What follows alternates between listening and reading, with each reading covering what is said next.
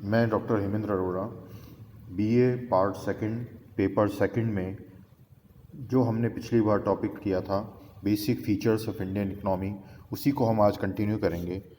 सबसे पहला पॉइंट जो है इसके अंदर आज हम जो डिस्कस करने वाले हैं वो है इंडियन इकोनॉमी में आधुनिक तकनीकी ज्ञान की कमी है। भारतीय अर्थव्यवस्था पिछली अर्थव्यवस्था में ही के समान ही अर्थव्यवस्था के विभिन्न क्षेत्रों में अभी भी उत्पादन की आधुनिक तकनीकी कौशल की बहुत कमी है। अभी भी कृषि, औद्योगिक एवं परिवहन क्षेत्रों में परंपरागत तकनीकी को ही हम काम में लेके प्रोडक्शन करते हैं और स्वचालित आधुनिक मशीनों का प्रयोग नगण्य है।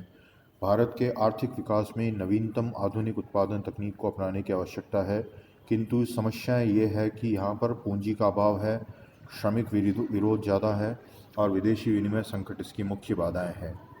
अगला पॉइंट, विकसित यातायात एवं संचार व्यवस्था का अभाव। भारत में सस्ते एवं शीघ्रगामी यातायात एवं संचार साधनों की कमी के कारण देश में आर्थिक विकास, औद्योगिकरण तथा व्यापार में बाधा आती है। विकसित देशों के मुकाबले हमारे यातायात एवं संचार के साधनों का विकास नगण्य है। नमस्ते। नमस्ते मैडम। क्या चल रहा है? Video record. हाँ, अगला पॉइंट यह है नियोजित एवं विकासशील मिश्रित अर्थव्यवस्था। भारतीय अर्थव्यवस्था एक प्लान्ड और डेवलपिंग मिक्स्ड इकोनॉमी है। अर्थव्यवस्था में सार्वजनिक एवं निजी क्षेत्रों के साथ साथ संयुक्त एवं सहकारी क्षेत्र का भी समावेश किया गया है।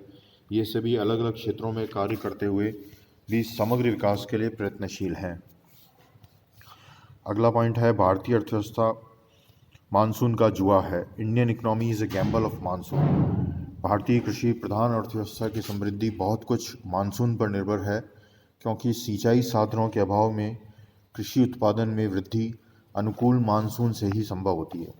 अच्छी फसलों में से कृषि में रोज़गार और आय बढ़ती है। कहने का मतलब ये है कि इंडियन इकोनॉमी जो है मानसून बेस्ड इकोनॉमी है। एग्रीकल्चर जो है इस बात पर निर्भर करता है कि मानसून जो है देश के अंदर कैसा रहा है, और मानसून अगर अच्छा रहा है तो कृषक जो है उसकी रोज़गार और आय बढ़ती है और कृषि आधारित उद्योगों को कच्चा माल मिलता है, उनके निर्मित माल की खपत संभव होती है, व्यापार पनपता है, व्यापार एवं संचार साधनों में गति आती है और अर्थव्यवस्था के सभी क्षेत्रों में खुशहाली एवं संपन्नता का मार्ग प्रशस्त होता है। अगर मानसून प्रतिकूल है तो उससे जो है कृषि के साथ साथ व्यापार एवं औद्योगिक क्षेत्र भी चौपट हो जाता है। सभी क्षेत्रों में आय, रोजगार एवं विनियोग में कमी से निराशा, गरीबी, बेकारी एवं भुखमरी से अकाल का की समस्या फेस होती है इकोनॉमी में। अगला पॉइंट है संपन्नता में गरीबी, पॉवर्टी इन प्लेंटी। भारतीय अर्थव्यवस्था में संपन्नता के बीच गरीबी के विरोधाभास की विशेषता दृष्टिगोचर होती है। एक और अर्थव्यवस्था प्राकृतिक साधनों से संपन्न है, विशाल जनशक्ति है, यहाँ पर विस्तृत उपजाऊ मैदान है, देश के अंदर विपुल खनिज एवं वन संपदा है और जलवायु भी ठीक है। दूसरी ओर इसके पर्याप्त विधोन के अभाव में भुखमरी, बेकारी एवं गरीबी का साम्राज्य है। निर्धनता के इस कुचक्र के कारण ही धनी देश की निर्धन जनता, अर्थात इसको ऐसे कह सकते हैं कि भारत एक धनी देश है जहाँ निर्धन लोग बसते हैं। अगला पॉइंट है बाजार की अपूर्णताएं, मार्केट इम्परफेक्शंस। भारतीय अर्थव्यवस्था में भी अर्धविकसित देशों की भांति बाजार की अपूर्णताएं या मार्केट इम्परफेक्शन जिसे हम कहते हैं, अर्थव्यवस्था में जहां एक और साधनों में गतिशीलता एवं लोच का अभाव है, वहाँ दूसरी ओर विशिष्टीकरण का अभाव है।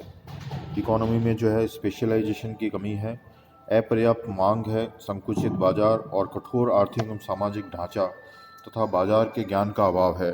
परिणामस्वरूप साधनों का सर्वोच्च उपयोग एवं अधिकतम उत्पादन संभव नहीं हो पाता और अर्थव्यवस्था पिछड़ी रह गई है। परंपरागत रूढ़िवादी समाज है, जिसे हम कहते हैं कि ट्रेडिशनली बैकवर्ड सोसाइटी है। भारतीय अर्थव्यवस्था अभी भी बड़े पैमाने पर रूढ़िवादी एवं भाग्यवादी सामाजिक ढांचे में डली हुई है। अगला पॉइंट है आर्थिक असमानता में निरंतर वृद्धि, इंक्रीजिंग इकोनॉमिक इनइक्विलिटी। भारतीय अर्थव्यवस्था में संपत्ति एवं आय की असमानता निरंतर बनी रहती है। गरीब अधिक गरीब एवं धनी अधिक धनी बनता जा रहा है। भूमि का असमान वितरण है। पुराने जागीरदारों एवं भूस्वामियों के समापन के साथ साथ बड़े बड़े भूस्वामी एवं जागीरदारों का प्रादुर्भाव हुआ है। अगली प्रॉब्लम जो इंडियन इकोनॉमी का फीचर है वो ये है कि मुद्रास्फीति एवं बढ़ते मूल्य, inflation and increasing prices. Bharat में योजनाबद्ध विकास के साथ साथ स्फीति का प्रभाव बढ़ा है और मूल्यों में निरंतर वृद्धि हुई है। विकास योजना में बड़े पैमाने पर डेफिसिट फाइनेंसिंग का मतलब ये रिसोर्सेज उतने नहीं हैं और उससे ज़्यादा हम जो है वो एक्सपेंडिचर कर रहे हैं, तो उसके कारण जो है डेफिसिट फाइनेंसिंग की है। सुरक्षा पर बढ़ता हुआ है, डिफेंस एक्सपेंडिचर हमारा बढ़ता जा रहा है और मांग के मुकाबले पूर्ति की धीमी गति के कारण भारत में पिछले वर्षों में मूल्यों में लगभग 20 गुना वृद्धि हुई है। तो इन्फ्लेशन की प्रॉब्लम जो है परसिस्टेंट प्रॉब्लम है इकोनॉमी की। रीजनल डिस्पैरिटीज़ में हम लेते हैं कि योजनाओं के क्रियान्वयन में क्षेत्रीय विषमताएं घटने के स्थान पर बढ़ी है।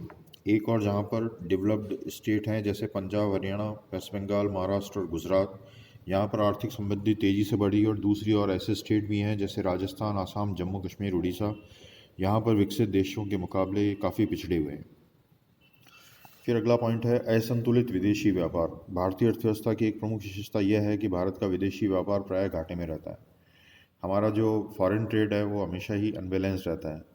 1950-51 में व्यापार का घाटा जहां 50 करोड़ था, वो कंटिन्यूस 2013-14 के आंकड़े हमारे पास हैं, वह बढ़कर के 8,10,423 करोड़ तक पहुंच गया है। तो अनबैलेंस फॉरेन ट्रेड भी इंडियन इकोनॉमी का फीचर है। अगला है निम्न जीवन स्तर। भारतीय अर्थव्यवस्था में जनता का जीवन स्तर विकसित देशों के मुकाबले में काफ़ी नीचा है। देश की 21.9% जनता जो है निर्धनता के न्यूनतम स्तर से नीचे है। उन्हें जीवन की बेसिक सुविधाएं भी नहीं मिल रही है। औसत भारतीय को 2000 कैलोरीज भोजन मिलता है जबकि 3000 कैलोरीज जीवन के लिए अनिवार्य माना गया है। अगला पॉइंट है आर्थिक उदारीकरण और वैश्वीकरण की ओर बढ़ती अर्थव्यवस्था। 1991 से भारतीय अर्थव्यवस्था तेजी से आर्थिक उदारीकरण एवं वैश्वीकरण की ओर अग्रसर है। विश्व व्यापार संगठन का हम संस्थापक सदस्य होने के नाते भारत अपनी आर्थिक नीतियां जो है जैसे कि कृषि नीति, औद्योगिक नीति, व्यापार नीति, राजकोषीय नीति, मौद्रिक नीति तथा विदेशी नीति में तदानुकूल परिवर्तन और उदारीकरण की ओर अग्रसर है। कहने का मतलब ये है कि जो विश्व व्यापार संगठन कई बार जो मापदंड तय करता है उसके हिसाब से हमारी जो है वो कृषि नीति, औद्योगिक नीति, व्यापार नीति और राजकोषीय नीति में परिवर्तन किए जाते हैं। अगला पॉइंट है विदेशी ऋणों का बढ़ता भार। भारत में विदेशी ऋणों का भार निरंतर बढ़ता जा रहा है। पब्लिक डेट जो है हमारे देश में जो है बढ़ता जा रहा है और अब ये इतनी ज़्यादा बड़ी प्रॉब्लम हो गई है कि 2014 में पब्लिक डेट जो है 455.93 अरब डॉलर का हो गया।